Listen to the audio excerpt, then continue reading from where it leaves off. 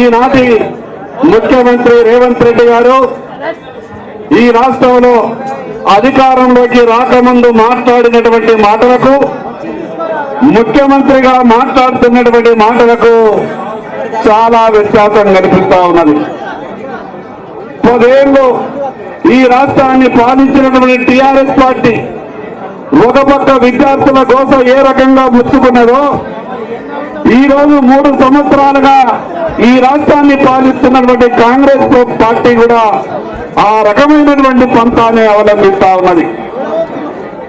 ఈ రాష్ట్రంలో దాదాపు 20 లక్షల మంది విద్యార్థులు వాళ్లకు రావాల్సినటువంటి ఫీజు బకాయిలు రాక వాళ్ళ తల్లిదండ్రులు పడుతున్నటువంటి ఆవేదనను ఈ రాష్ట్ర ముఖ్యమంత్రి రేవంత్ రెడ్డి గారికి కనిపిస్తలేదు.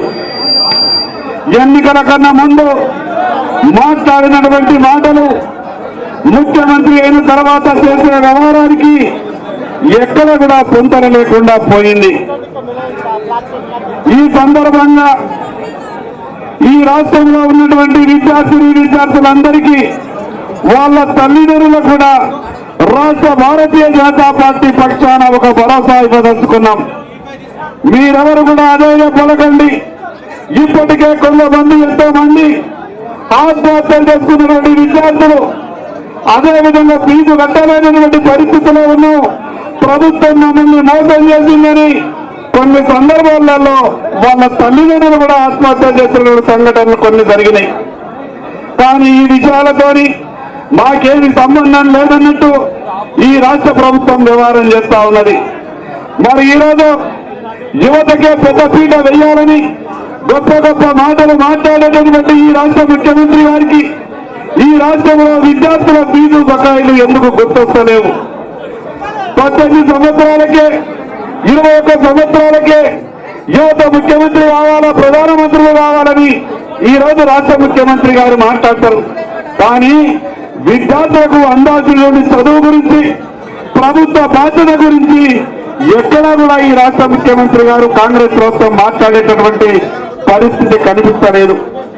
ఈరోజు దేశంలో అనేక సంఘటనలు జరిగితే ఎక్కడో దాన్ని చిన్నదాన్ని భూతత్వంలో చూపించి మాట్లాడేటటువంటి రాహుల్ గాంధీ గారు ఈ రాష్ట్రంలో కాంగ్రెస్ ప్రభుత్వం చేస్తున్నటువంటి తప్పులను, కాంగ్రెస్ ప్రభుత్వం విద్యార్థులను వేధిస్తున్నటువంటి తీరు, కాంగ్రెస్ ప్రభుత్వం విద్యార్థుల తల్లిదండ్రులకు ఇస్తున్నటువంటి బాధను ఈ రాహుల్ గాంధీ గారికి కనిపిస్తలేదా? ఈ తెలంగాణ ప్రజలంతా కూడా ఒక్కసారి ఆలోచించాలి. నిజంగా విద్యార్థి లోకం పట్ల కాంగ్రెస్ పార్టీకి, కాంగ్రెస్ ప్రభుత్వానికి ఏ మాత్రం ప్రేమ ఉన్నా ఈ రోజు మిగతా రాష్ట్రాలలో గొప్పగా మాట్లాడుతున్నారు కదా, ఈ తెలంగాణ రాష్ట్రంలో విద్యార్థులకు జరుగుతున్నటువంటి అన్యాయం మీద ఎందుకు రాహుల్ గాంధీ నోరు మెదపడో తెలంగాణ ప్రజలకు సమాధానం చెప్పాలా? ఈ ఉద్యమం, ఈ ఫీజు బకాయిలు విడుదల చేయాలనేటువంటి ఈ ఉద్యమం కేవలం 48 గంటల దీక్షతోనే ఆగిపోదు. ఈ సందర్భంగా ఈ రాష్ట్ర ప్రభుత్వానికి భారతీయ జనతా పార్టీ పక్షాన హెచ్చరిస్తా ఉన్నాం.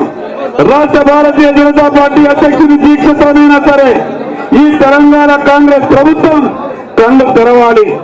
ఏదైతే 1000 కోట్ల బకాయిలు ఉన్నాయో ఆ బకాయిలన్నీ కూడా వెంటనే విడుదల చేయాలి.